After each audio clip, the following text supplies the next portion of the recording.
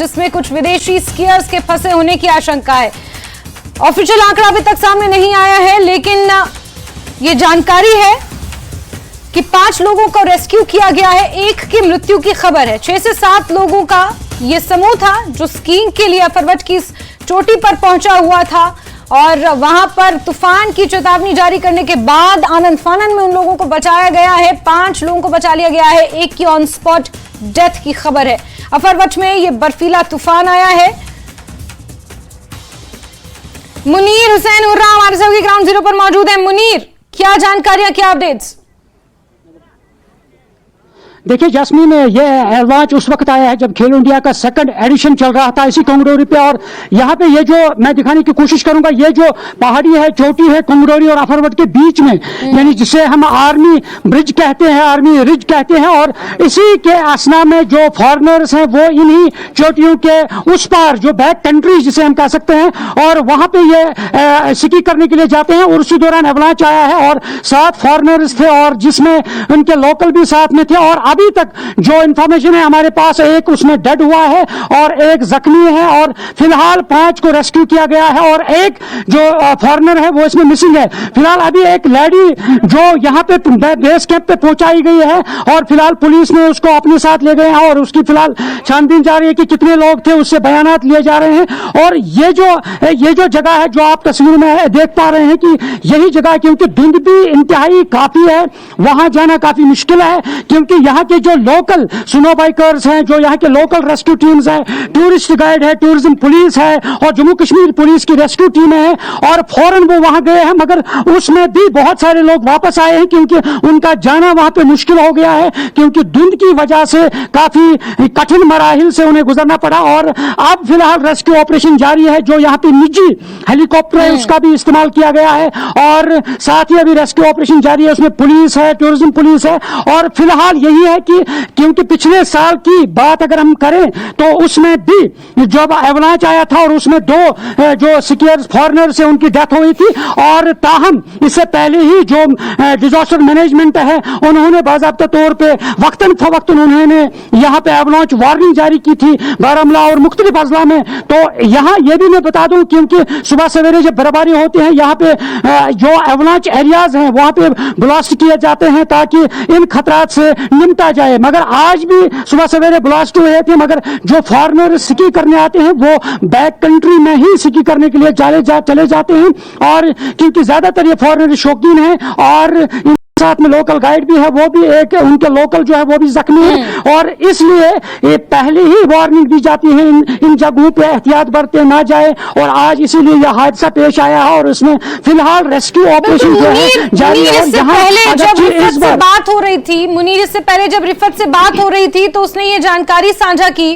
कि पहले ही चेतावनी जारी कर दी गई थी, लेकिन उसके बावजूद भी जो ये फॉरेनर थे, ये जो स्कीयर्स थे, विदेशी स्कीयर्स थे, ये नहीं माने और इस तरह के रफ पैच पर ये लोग स्की करना पसंद करते हैं, ज्यादा एडवेंचरस स्कीइंग करना पसंद करते हैं। ऐसे में कहीं ना कहीं ये सवाल खड़ा होता है कि सुरक्षा मानकों का ध्यान नहीं रखा गया। बिल्कुल ये बात सही है कि जब पहले ही ये वार्निंग दी जाती है कि इन एरियाज में, देखिए जास्मीन मैं आपको पहले बता दूं, क्योंकि सुबह सवेरे जब यहाँ पे रेस्क्यू टीम होती है और सुबह सवेरे जो ब्लास्ट करते हैं, फिर उसके बाद वो क्लियर करते हैं कि यह जगह स्कीइंग करने के लिए सही है, मौजू है। मगर जब फॉरेनर्स आते हैं, ये आज खुद एक पहाड़ी एक चोटी पे चले जाते हैं, फिर वहीं से ये दूसरी चोटियों पे चले जाते हैं, और इसलिए क्योंकि ग्रीन सिग्नल जब मिलती है, जहां पे ग्रीन सिग्नल होती है, जहां जहां स्कीइंग करने के जो यानी जगह हैं, और ये सही है कि उन्होंने नहीं मानते हैं, ये द्रंग और दूसरी साइड में चले जाते हैं। इसीलिए पिछले साल भी यह हादसा पेश आया और इस बार भी यह हादसा पेश आया।